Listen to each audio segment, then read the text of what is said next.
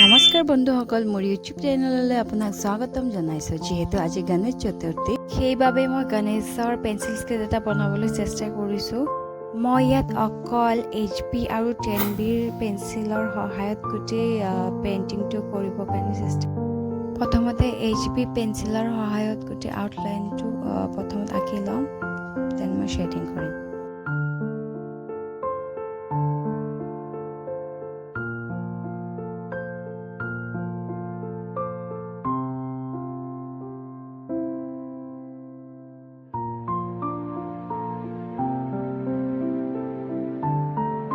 গোটেই আউটলাইনটো কৰা সম্পূৰ্ণ হ'ল। মই এতিয়া স্কেচ কৰিবলৈ আৰম্ভ কৰিম।